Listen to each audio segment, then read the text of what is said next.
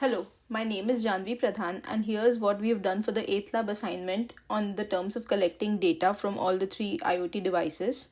So, we have three phones, and we are collecting magnetic field through all of these phones. So, the sensor that we're using to collect the magnetic field is magnetometer, and the magnetometer gives us three readings, which is the X, Y, and Z, on the basis of which we are calculating the magnetic field using the formula where the magnetic field is equal to square root of x square plus y square plus z square. So yeah, for the sake of that, all three of our Android devices have a code called sensor.py. This is what the sensor.py looks like. So yeah, we have the URL which has our AWS instances public IP address and the token for our Thingsboard.io account, and just the whole thing makes up for the URL. And then while true, while one is while true, we're fetching the time, we are fetching the magnetometer readings, and we're also fetching the location at which the readings were taken, and then we're parsing all of that data and then just sending that data to thingsboard.io. I'll quit the code and start running it.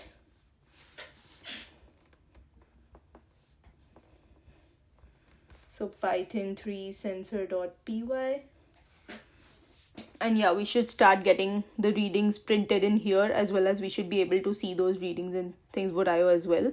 So currently this is what the Thingsboard.io looks like, and it says like this is the one that we're considering, magnitude of magnetic field, and the state says inactive because we haven't gotten a reading.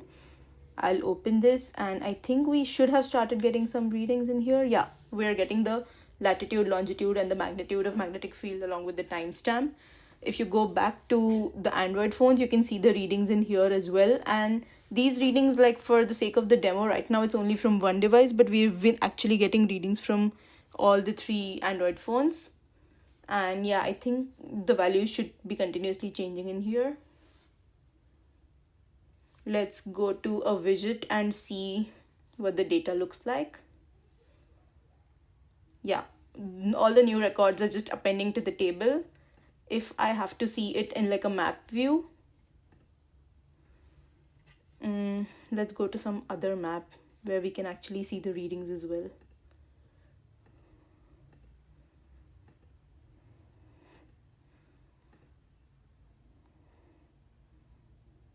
Yeah, let's look at this one.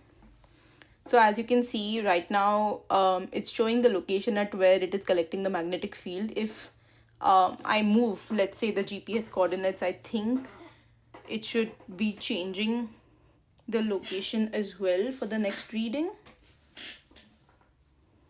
Yeah, it does. And this is just the location. It's showing the location at where it is fetching the magnetic field, but we're also simultaneously getting the magnitude of that magnetic field, and my teammates will be explaining the second part of the assignment. Thank you.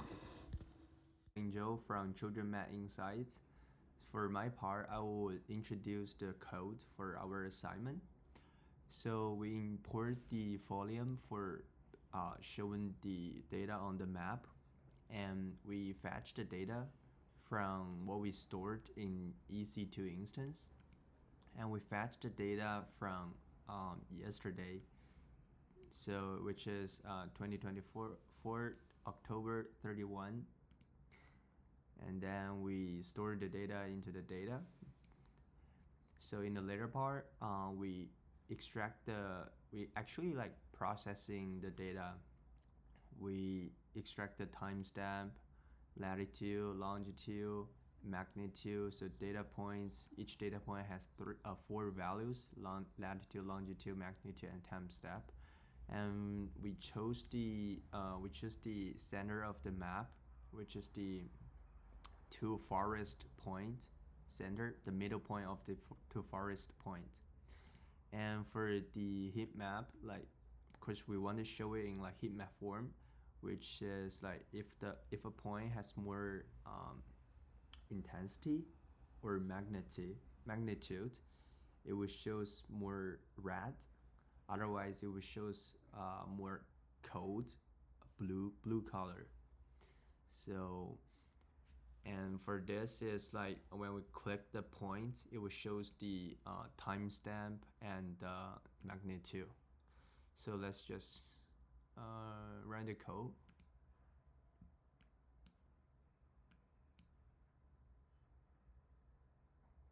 So here we didn't have the real data map.html, so we're waiting for it. Okay, here it is.